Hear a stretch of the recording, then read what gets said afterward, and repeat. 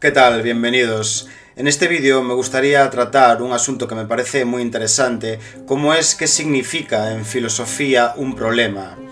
A tal fin necesitaré, digamos que comparar cuál es el sentido originario de un problema filosófico, algo que haré gracias a una exégesis, a una interpretación del famoso poema de Parménides, y que, como digo, tendré que contrastar ese sentido histórico originario con el sentido que hoy en día se le da a esa palabra debido a las condiciones o los términos en los que se tiene que desenvolver la actividad filosófica. Condiciones y términos que, como comprenderán, son muy distintos a los de la Grecia de hace 2000 años.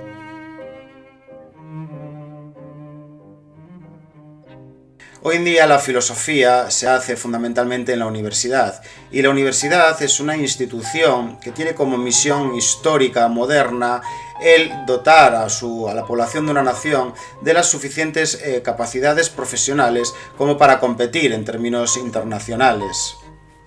Esta competencia no solo viene urgida en términos puramente económicos, debido a que desde las revoluciones industriales las economías del mundo se encuentran en un proceso de constante revolución en cuanto a sus procesos de producción, tanto en el orden de la optimización como ya de la innovación, ¿no?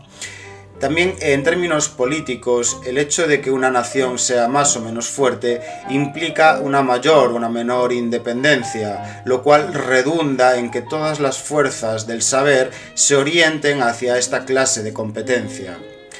Dentro de estos términos cabe preguntarse qué pinta la filosofía, es decir, qué valor puede aportar como servicio a la competencia internacional económica dentro de la cual las naciones pretenden sobreponerse unas a las otras o ya sencillamente sobrevivir. Y es en este contexto en el que entonces aflora esa pregunta tan recurrente de si la filosofía es útil. También aflora en ocasiones en relación al arte. Evidentemente nadie se pregunta si el derecho es o no útil, porque surgen litigios, los litigios deben resolverse, se debe dar solución a tales litigios, ¿no? O en cualquier ingeniería, en cualquier saber técnico, pero en la filosofía o en el arte sí que surgen estas preocupaciones, ¿no? Bien, esta discusión al respecto de si la filosofía es útil o no, en general los participantes en esta discusión suelen extraviarse debido a que no acaban nunca de definir qué significa utilidad, algo que se puede hacer de una manera bastante fácil, porque por utilidad solo podemos entender realmente dos cosas. Una, la utilidad que se constata en el mercado, es decir, la utilidad que es una conclusión derivada del hecho de comprobar que se venden libros de filosofía y se consumen libros de filosofía, lo cual es una realidad palmaria y en virtud de la cual simplemente cabe afirmar que efectivamente la filosofía es útil, porque hay una utilidad económica, y utilidad económica es un término perfectamente fidedigno con las acepciones más principales del término utilidad. Entonces, efectivamente, la filosofía es útil porque hay editoriales y hay consumidores de filosofía. Pero efectivamente nadie se está interrogando al respecto de dicha utilidad cuando se hace esta pregunta. Acerca de lo que se están preguntando es acerca de si existe una utilidad intrínseca en la filosofía. Es decir, si ésta posee, análogamente a una ingeniería o, por ejemplo, al derecho, si ésta posee la capacidad de resolver un litigio, de resolver un problema técnico, como construir un puente sobre determinado terreno, ¿no? en un mar, etcétera, ¿no? Esa clase de problemas. Entonces, si la filosofía puede aportar, por ejemplo, alguna solución, sea la que sea.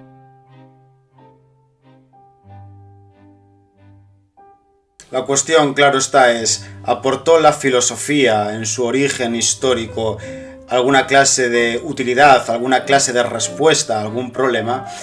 Y bien, la respuesta es que evidentemente no, como voy a tratar de justificar. Si, por ejemplo, recordamos el poema de Parménides, ahí podemos ver una serie de formulaciones que, lejos de ser respuestas a nada, son más bien la concreción, la formulación, la enunciación de hechos que al mismo tiempo son contradictorios. siendo ese el problema de la filosofía.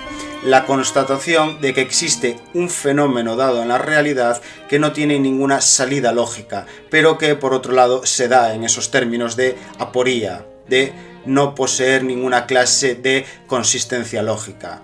Y en el caso del poema de Parménides, que es de lo más granado de la literatura occidental y una perla cultural de esa civilización griega que no solo fue boyante por sí misma, sino que además fue modelo de Roma, digo que en ese poema se dan al menos 3 formulaciones de esta clase de problema que ni aporta utilidad ni aporta respuestas, sino que es la formulación de una aporía. Por ejemplo, en cuanto a la noción de una existencia pura y simple. En Parménides se da la siguiente afirmación, que existe la existencia en cuanto tal. Es decir, si existen cosas particulares, si existe Julián, si existe un árbol, si existe una montaña, se debe dar por entendido que la existencia existe en general.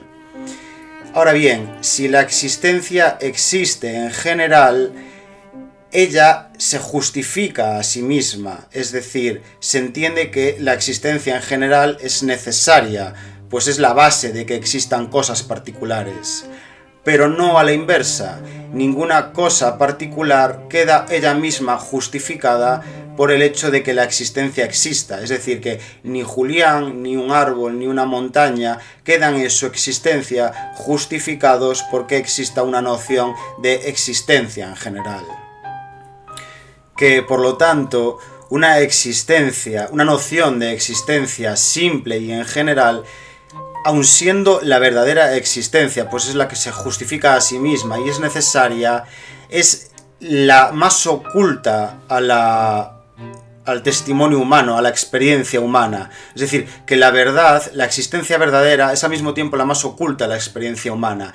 Mientras que las apariencias de verdad, es decir, las existencias particulares, que son apariencias de existencias, pues no se justifican a sí mismas, ni son necesarias, sino que están sin justificación, es decir, sin consistencia, son estas, aun siendo las aparentes, las que son más eminentes, más públicas, más transparentes a la experiencia humana. Más aún todavía, que el conocimiento sensible, lo que se ha llamado el conocimiento sensible, esto es la experiencia, que en el contexto de la filosofía, de esta filosofía, no es sino todo testimonio posible del ser humano en cuanto a la realidad, que dicha experiencia, que dicho testimonio no arroja verdad alguna, siendo todo testimonio posible de la experiencia humana, sino que lo que arroja alguna verdad necesaria y autojustificada es una disposición intelectual que precisamente se abstrae de la experiencia negándola. Entonces, a la vista de esta exégesis del poema de Parménides, cabe afirmar que un problema en filosofía no es nada útil, no es una solución técnica dada a un problema técnico, sino que es la formulación de un hecho en sí mismo contradictorio, es decir, algo que existe, pero que al mismo tiempo es contradictorio, que sus términos señalan hacia la inconsistencia, hacia la injustificación, hacia la falta de necesidad de que eso mismo exista. De hecho, una correcta formulación de un problema en filosofía sería una en la que no cupiese negar ni que tal cosa existe tal y como existe, ni que existe en términos contradictorios. Esa sería una correcta formulación de un problema en filosofía, es decir, que se pudiera ver precisamente el problema, la inconsistencia, la falta de justificación, la falta de fundamento. Eso es una formulación buena en filosofía y eso es una competencia que sí es estricta, históricamente estricta, de la filosofía.